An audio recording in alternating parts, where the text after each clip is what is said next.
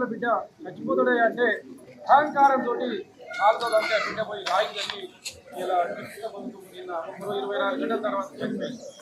ఇలా పోలీసులను అడుగుతున్నాం, చనిపోయినటువంటి ఆ బిడ్డ డైరెక్ట్గా ఉన్నట్టు పెట్టమంటే లేకుండా 307 అటెంప్ట్ మర్డర్ కేసు అంటే ఈ కేసును తప్పుదో పట్టించాలని చూసాను. దీని వెనకాల తెలియదా?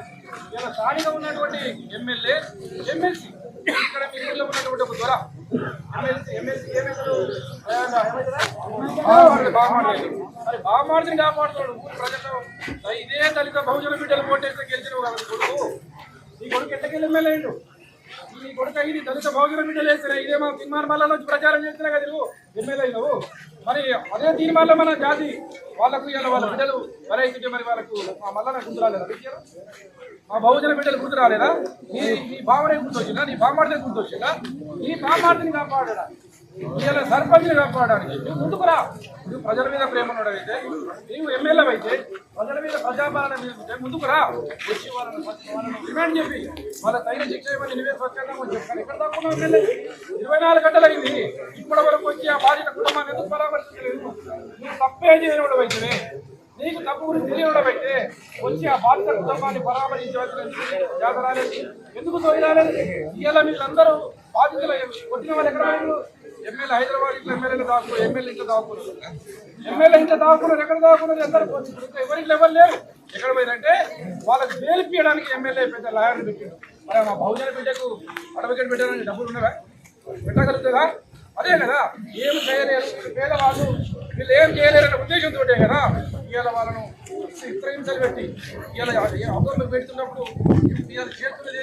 అప్పటికైనా స్థానిక ఎమ్మెల్యే ఇప్పటికైనా గుర్తుపెట్టుకోండి, ఇది ఎన్ని రోజులు నడవదు.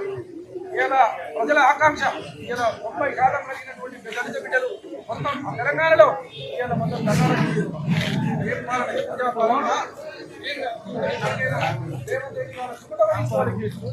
సుమటోగా తీసుకొని న్యాయ విచారణ చేసి ఎవరున్నా సరే వాళ్ళందరూ శిక్షపడే విధంగా చేయాలనే నా డిమాండ్ తప్ప మాకు వేరే డిమాండ్ లేదు. ఆ పేదవాడికి న్యాయం జరిగితే ఇంకొకసారి తల్లి ఎవరైతే బలవంతులు ఉన్నాడో పేదవాడి మీద దాడి చేయడానికి భయపడే విధంగా శిక్ష పడాలనేది మా కోరిక. మేము వాళ్ళని కొట్టాలి, వాళ్ళ పక్షాన మేము వచ్చి ఇలా వాళ్ళ గొంతై వాళ్ళు మాట్లాడలేదు, వాళ్ళ గొంతుకై మేము మాట్లాడడానికి వచ్చినాం. ఏదేమైనా సరే మా నియోజకవర్గంలో ఇవాళ నాది కొమ్మెర మా నాగరికల్ నియోజకవర్గం చెప్పుకునే విధంగా చెప్పుకోవాలంటే తలదించుకునే పరిస్థితి వచ్చింది. ఇవాళ ఎంత హాలు 2 నెలల బిడ్డను చిన్న బహుజన బిడ్డను ఇప్పటికైనా అధికారం హామీతోటి ఇలా ఎమ్మెల్సీ కానీ ఎమ్మెల్యే కానీ ఇంటికి దిగి వెంబడే ప్రజలకు క్షమాపణ చెప్పి వాళ్ళకి న్యాయం జరిగే విధంగా ఆ పక్షాన ఉండవా లేకపోతే ఆ నలుగురు పక్షాన ఉండవా తప్పకుండా తెలుసుకునే ప్రజాక్షేత్రంలో తెలుసుకునే